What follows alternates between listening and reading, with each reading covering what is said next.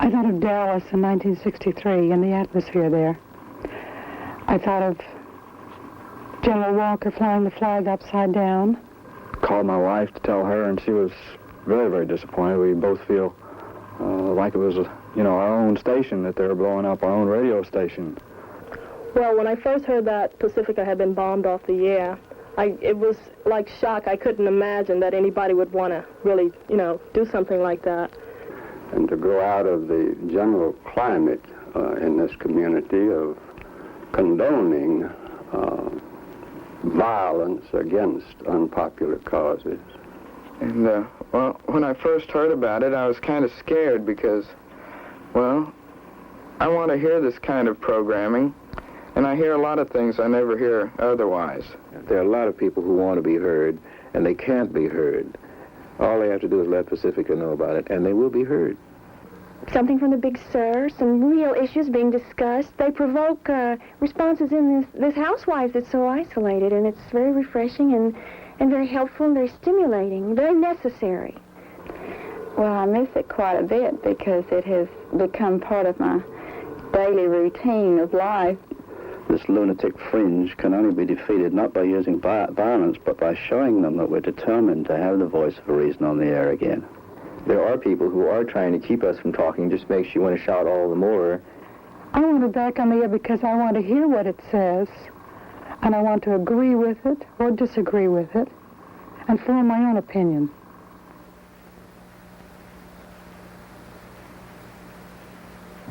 We rented a very tiny office.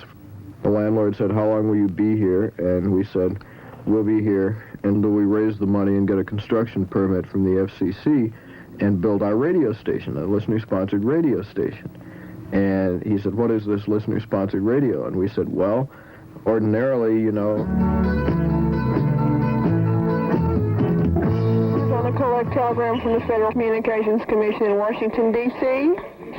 The telegram reads as follows. Subject to the provisions of the Communications Act of 1934, subsequent acts and treaties and commission rules made thereunder, authority is hereby granted to Pacifica Foundation to construct an FM broadcast station.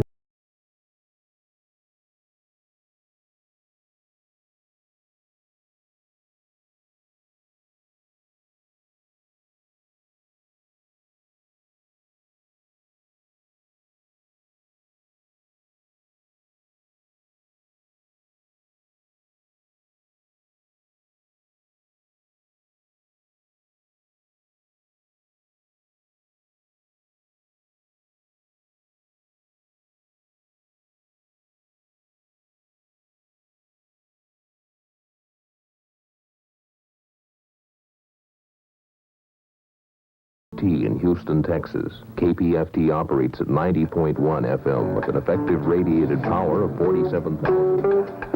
From Astrodome to the main spacecraft center and all along the Gulf Freeway is the sounds of modern American music on Grooving from Sunrise. I'm Dorothy Shelley, and I'll be here until 9 a.m.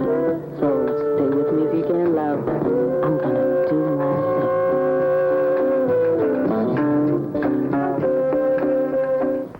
I'm Marco Monica, and the kids call this stuff music, and here's The Boxer by Simon and Garfunkel.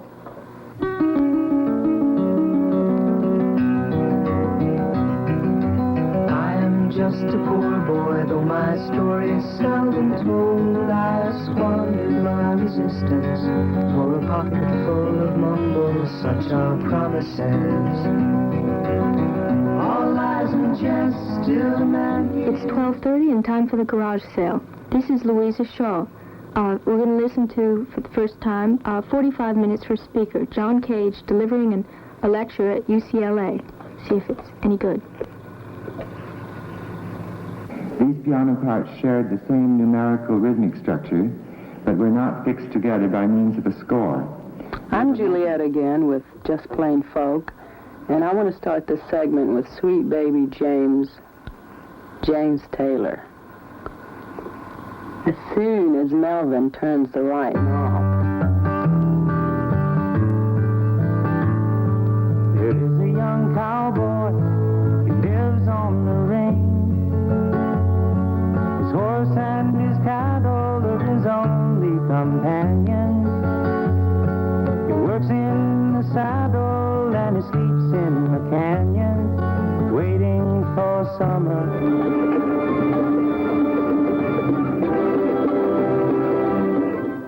Good evening. This is Life on Earth, KPFT's 90-minute news show. I'm Don Gardner. Larry Lee and Roger Walters are with me this evening.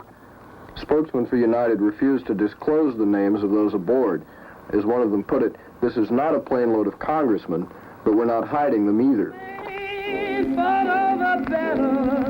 All men would fight again today.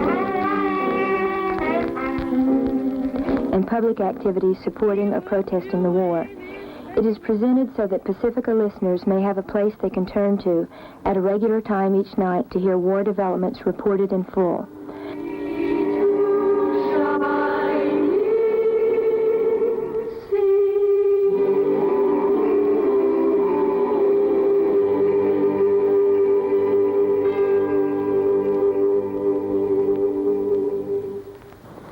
It's 10:46 in Houston. This is the Aftermath show on listener-sponsored Pacifica Radio, KPFT, in Houston. My name is Bill Miller, and this is Arlo Guthrie. They got a building down in New York City called Whitehall Street, where you walk in, you get injected, inspected, detected, infected, neglected, and selected. I went in there one morning to have my physical examination. I got good and drunk the night before. I wanted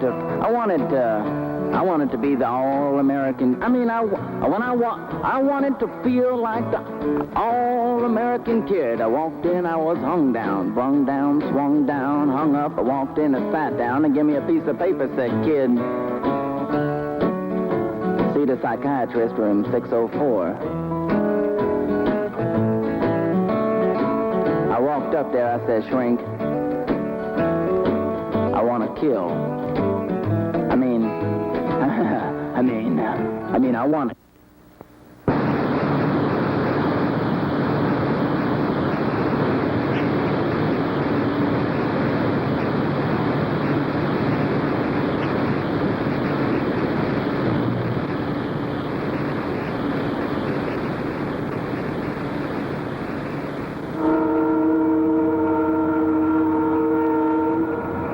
It was a very professional job.